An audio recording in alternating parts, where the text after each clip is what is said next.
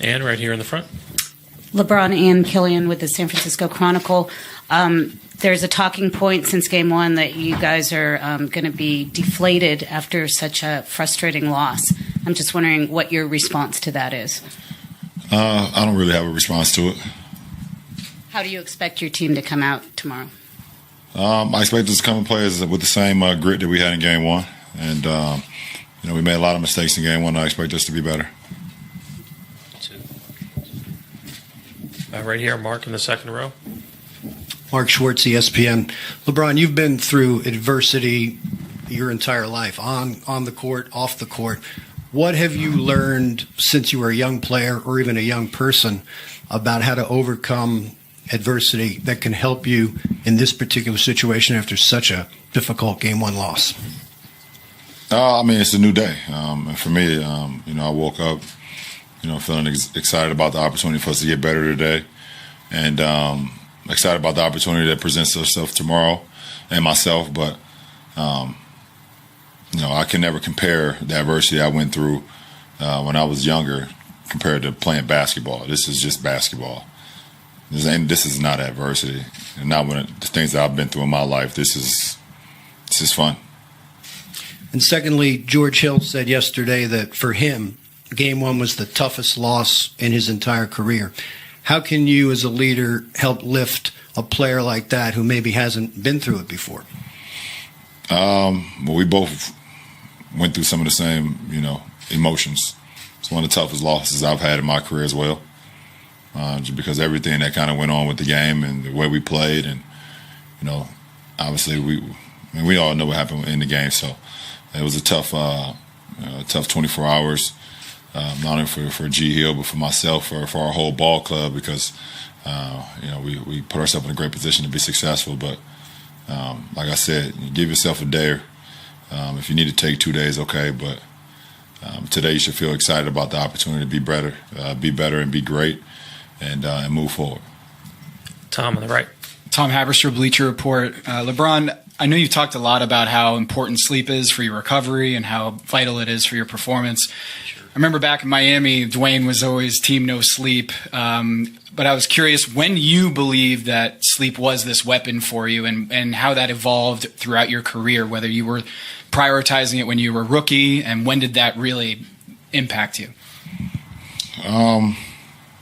I think as you get older, you understand what benefits your body more and more. Depending on what you put in your body as far as food and nutrition, things like that. How many hours a night that you try to get. Now, obviously some nights are different from others, but how much optimal sleep you will want to get to help your body recover. How much working out and things that you do. I think every individual is different. I found a great balance in what helps me be in the best possible shape I can be on a day-to-day basis, and I just try to follow that. But early in your career, did you have the same appreciation for it, or did you just learn over time? No.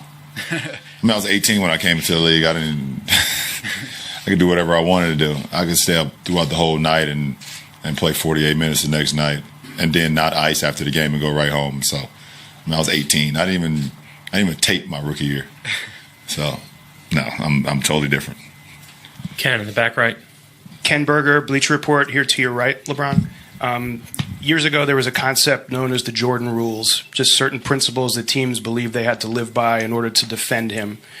Given all the approaches that you've seen throughout your career, all the coverages, all the different looks that you get from game to game in a series like this and even within a game, how would you define the LeBron rules? I don't think there are LeBron rules. I think, for me personally, I think a coaching staff puts together a game plan that best suits his team, best suits the individual when going against myself and my teammates, and they try to be successful with that. Obviously we all heard of the quote unquote Jordan rules or whatever the case may be, and whoever decided to bring that notion up and a way to stop Jordan. But I think more importantly, this is a team game, and coaching staffs put together game plans that best fits their team, to stop either that dynamic player, but also the rest of the guys on the floor as well. And what would you say is the biggest difference in how you're defended now versus when you're early in your career when you first came into the league? There was parts of my game that you can disrespect early in my career. You can't do that now. Joe in the third row. Joe VardenCleveland.com. LeBron, we can't see it under your hat. So how's your eye today? It's better. It doesn't look better, but the docs told me it's better, and it's just going through stages right now of recovering. But it looks worse than it did during the game, but it feels better. I have a different follow-up after this. But so did you basically score 51 points with one eye that was blurry? Nah, I had some points before that already. Can you see now? I mean, is it still blurry? Well, I'm taking my medication that I've been given by the doctors. My eye drops and my antibiotic to help me with the recovery as fast as possible. But it's an eye. I mean, it's going to recover as fast as it can on its own. There's nothing that you can do. It's not like I can like ice it or anything like that. Or if I get more sleep or whatever case may be, I just have to naturally, organically let it heal. Like I said, it's been better, but it's better today than it was in game one. Like I said, it doesn't look better, but it feels a lot better. And then the other question I had was, as game one was starting, Dan Gilbert sent out a number of tweets basically with his thoughts on how this team made it to the finals this year. Were you aware of those tweets, and did you have any reaction to them after the game? Nah, not aware. I'm not on social media right now, so I wasn't aware of that. It was his account, though, right? Didn't. Yeah. Tim in the back right. Tim Reynolds, Associated Press, all the way in the back, Bron. One of the many things that you're obviously notorious for is getting to know the strengths and weaknesses of your teammates, from how they like the ball passed to them, to the spin, to the speed. You've kind of taken that to a next level.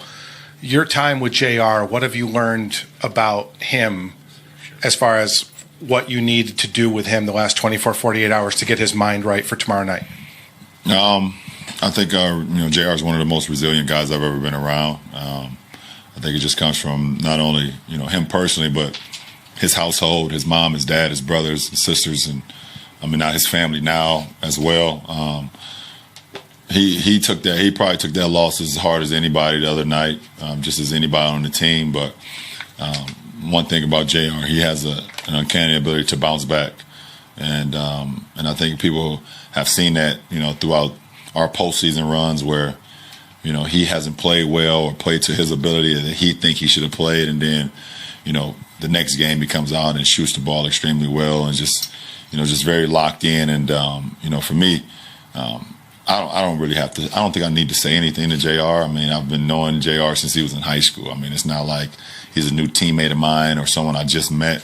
JR knows what I expect out of him, and he expects things out of me, and we just try to go get it done. Mark in the front. Mark Medina, Bay Area News Group. Along the line of questioning regarding the LeBron rules, when you're getting different defensive coverages and switches with different personnel, what sort of things are you reading and trying to take advantage of? I mean, I think it's all about angles and for me, seeing things before they happen. Being able to be the defender that's in front of me, but understanding there's going to be multiple guys either stabbing at the ball or rotating or poking at the ball or just putting bodies and hands in front of me. So you have to be strong with the ball first of all, and especially against a Golden State Warriors team who's so great with their hands, either from Steph, Draymond. Obviously, Iggy hasn't played in game one yet, but in the past, with Iggy, Sean Livingston, and the rest go on. They're so good with their hands. You have to be very strong with the ball. So, being able to read and react to the defense, being able to, not only get past your guy, but know when the rotation has happened and being able to put the ball, on time and on target to your teammates. So there's a lot of things that go on, and I just try to read and react and know what's going on throughout the course of a game. And it may change from quarter to quarter. Coaches make adjustments, players make adjustments on how they guard you, and then you have to always be on your toes on seeing that throughout the course of a 48-minute game.